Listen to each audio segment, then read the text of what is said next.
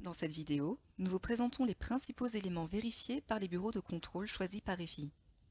Ils visent à évaluer pour chaque chantier la validité C2E des travaux réalisés par un professionnel RGE.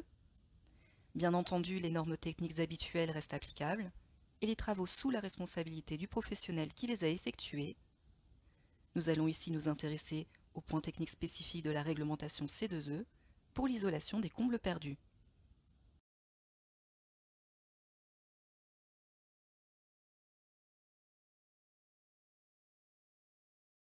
Voici les deux prérequis pour un contrôle réussi. Les travaux doivent avoir été totalement finalisés. Vous devez avoir remis la facture au client, en plus du devis initial décrivant les travaux effectués. Bien entendu, les travaux doivent être conformes aux DTU applicables pour ce type de travaux, ainsi qu'aux règles de l'art.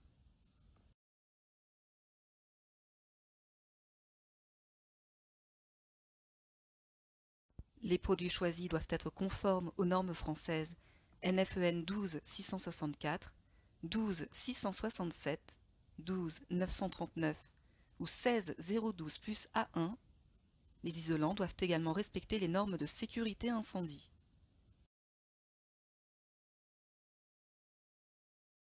Les travaux doivent atteindre une efficacité énergétique minimale. Une épaisseur minimale d'isolant est donc nécessaire. Elle dépend du produit choisi par le client en fonction de votre recommandation. Pour les combles perdus, cette épaisseur doit permettre d'atteindre une résistance thermique supérieure à 7. Attention, dans les prochaines semaines, cette épaisseur sera à ajouter si un ancien isolant reste en place. L'isolation doit être continue sur l'ensemble du plancher des combles. Cela signifie que l'épaisseur doit être la même partout lorsque le bureau de contrôle procédera à une visite.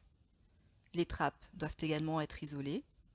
Si vous ne pouvez pas fixer l'isolant, vous pouvez poser un panneau dans le cadre de la rehausse de trappe.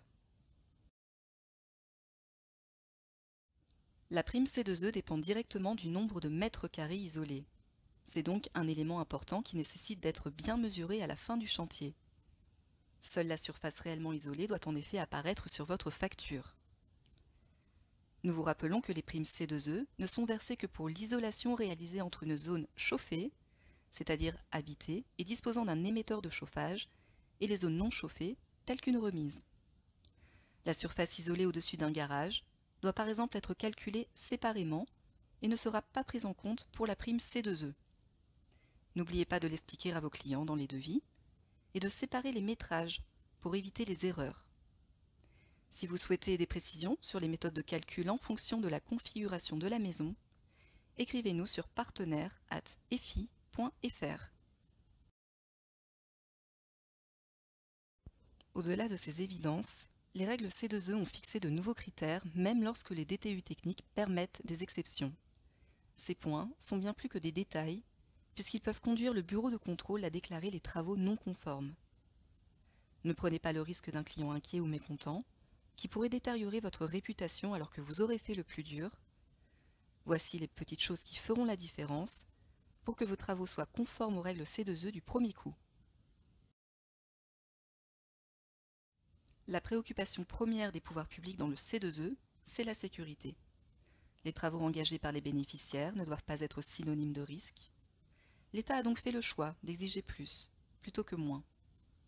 Prévoyez systématiquement un écart de 10 cm entre l'isolant et toute paroi susceptible de chauffer, en présence notamment d'un conduit d'évacuation des produits de combustion, de type cheminée, chaudière ou poêle, et ce même si l'équipement n'est pas utilisé. Même cas de figure pour les appareils électriques de type VMC ou spot. Bien entendu, une VMC suspendue au-dessus de l'isolant convient également. Pendant les travaux, respectez bien la distance de sécurité de 10 cm minimum autour du conduit. Veillez également à poser un système de séparation rigide entre l'isolant et le conduit de cheminée ou la VMC. Les matériaux rigides, ce sont du placo, un panneau de bois, de médium ou d'aggloméré, ou même un panneau de laine de roche. En revanche, du carton ou un panneau de laine semi-rigide n'est pas adapté. Le carton, en plus de ne pas être suffisamment rigide, ne respecte pas les exigences incendie et ne permet pas un bon maintien dans le temps. La rehausse de trappe doit être suffisamment rigide pour soutenir l'isolant et pouvoir y poser une échelle le cas échéant sans abîmer l'installation. Si une trappe existe, elle ne doit pas se retrouver bloquée ou inaccessible suite aux travaux. La rehausse doit dépasser de 5 cm la hauteur de l'isolant. En cas d'isolation partielle, la surface isolée doit être séparée de la surface non isolée par un arrêtoir suffisamment rigide pour maintenir une résistance minimale sur la périphérie. Les appareils électriques doivent impérativement être séparés et protégés de l'isolant. Pour les spots et les transformateurs, un protecteur conforme au DTU doit être mis en place. Si des producteurs en pot de fleurs sont déjà présents, ils doivent être retirés et remplacés par des cache-spots conformes. Le contrôleur peut vérifier la présence de protecteurs depuis les locaux chauffés en retirant le spot de son logement. Enfin, quand c'est nécessaire, un pare-vapeur doit être installé et placé évidemment côté chaud.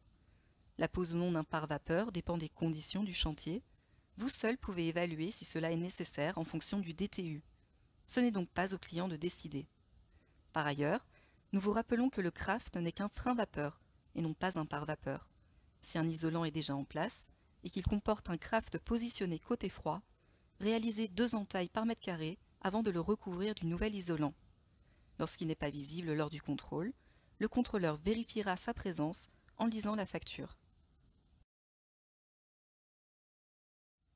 Les éléments à retenir pour l'isolation des combles perdus: un produit isolant qui respecte les normes, une résistance thermique supérieure à 7, une isolation continue, mesurer la surface isolée en zone habitée et à la fin du chantier, un écart systématique entre l'isolant et le conduit de cheminée, avec un matériau rigide et fixé, utilisé aussi pour la rehausse de trappe, et l'arrêt de l'isolant si une partie de la pièce n'est pas isolée.